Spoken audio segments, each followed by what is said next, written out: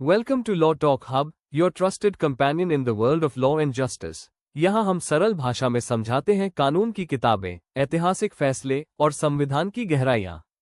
Stay tuned for deep insights, real cases, and courtroom brilliance.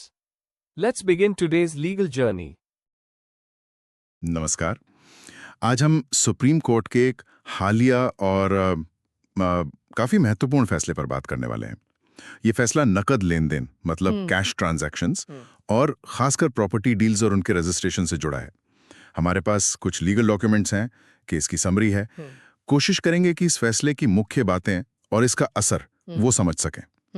तो मामला है RBNMS educational institution बनाम B Gunshekhar. इसमें हुआ ये कि एक प्रॉपर्टी डील में मोटी रकम कैश में ली गई एडवांस के तौर पर, और वो भी बिना किसी रजिस्टर्ड एग्रीमेंट के। सुनने में तो बड़ा सीधा सा लगता है ना, मतलब एक एजुकेशन इंस्टीट्यूट ने प्रॉपर्टी बेचने के लिए 75 लाख रुपए कैश में एडवांस ले लिए, पर सेल एग्रीमेंट रजिस्टर ही नहीं हुआ। हाँ बिल्कुल, और यहीं से मतलब वो कानूनी पेच शुरू होते हैं। पहला सवाल तो ये कि भाई बिना रजिस्ट्रेशन वाला एग्रीमेंट क्या प्रॉपर्टी का ओनरशिप दे सकता है?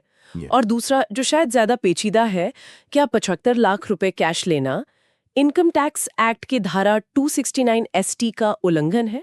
अच्छा, ये 269 ST ये वही है ना जो बड़े कैश लेन देन पर रोक लगाती है? हाँ वही।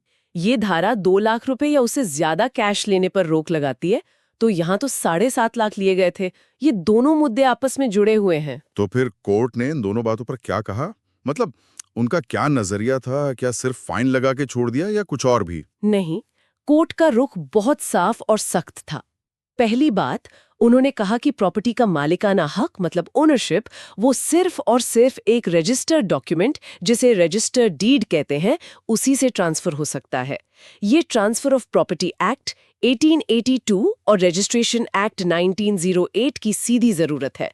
कोर्ट ने कहा आपका एग्रीमेंट अगर रजिस्टर्ड नहीं है तो उससे टाइटल ट्रांसफर वो नहीं होगा, चाहे पैसे कितने भी दिए हों। समझ गया। तो वो नॉन रजिस्टर्ड एग्रीमेंट की कानूनी वैल्यू ओनरशिप के मामले में कुछ नहीं? बिल्कुल, ओनरशिप ट्रांसफर के लिए तो नहीं। और दूसरी बात, कोर्ट ने 75 लाख रुपए कैश लेने को धारा 269 ST का खुला उल्लंघन माना। इसमें कोई रियायत नहीं। और ये भी कहा कि धारा 271 DA के तहत जितनी रकम ली गई है, मतलब पूरे 75 लाख, उतना जुर्माना लगाया जा सकता है। ओह, मतलब सिर्फ जुर्माना ही नहीं लगेगा, बल्कि ये तो प्रक्रिया भी काफी सख्त कर दी है कोर्ट ने, ऐसा लग रहा है। हाँ, आपने बिल्कुल सही पकड़ा। कोर्ट में सिर्फ फैसला नहीं दिया, बल्कि एक सिस्टम बनाने की कोशिश की है। अब कहा है कि अगर किसी भी कोर्ट केस में, किसी भी मुकदमे में 2 लाख रुपए से ज्यादा के कैश लेन देन की बात सामने आती है, तो उस कोर्ट की जिम्मेदारी होगी कि वो इनकम टैक्स ऑफिसर मतलब ITO को इसकी जानकारी दे।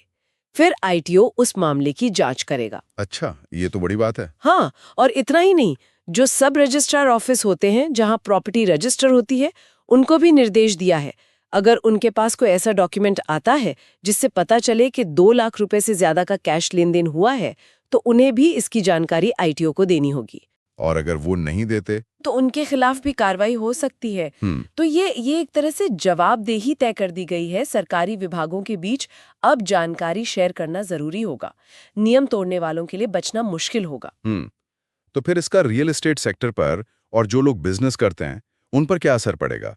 क्या ये मान लें कि अब कैश में डील करना बहुत मुश्किल होने वाला है? बिल्कुल, असर तो काफी गहरा होगा। ये फैसला लेन देन के तरीकों को मतलब पूरी तरह बदलने की क्षमता रखता है। ये साफ तौर पर डिजिटल पेमेंट्स को बढ़ावा दे रहा है, और जो एक पैरेलल कैश इकोनॉमी चलती है ना, उस पर लगाम लगाने की कोशिश है। अब आप ये उम्मीद नहीं कर सकते कि नॉन रजिस्टर्ड एग्रीमेंट या बड़े कैश लेन देन पर कोर्ट कोई नरमी बरतेगा। और ध्यान देने वाली बात यह है कि कैश देने वाला और लेने वाला दोनों ही अब जांच के दायरे में आ सकते हैं। सही कहा। ये तो पारदर्शिता की तरफ एक बड़ा कदम लगता है। हाँ बिल्कुल, ये ट्रांसपेरेंसी बढ़ाने की दिशा में एक सोचा समझा मजबूत कदम है। इसका असर लंबे समय तक दिखेगा। अगर हम आम लोगों की बात करें, रोजमर्रा के लेन देन में खासकर प्रॉपर्टी खरीदते बेचते वक्त उन्हें अब किन खास बातों का ध्यान रखना चाहिए? कोई सीधी सीधी सलाह? हाँ, कुछ प्रैक्टिकल बातें हैं जो अब पहले से भी ज्यादा जरूरी हो गई हैं।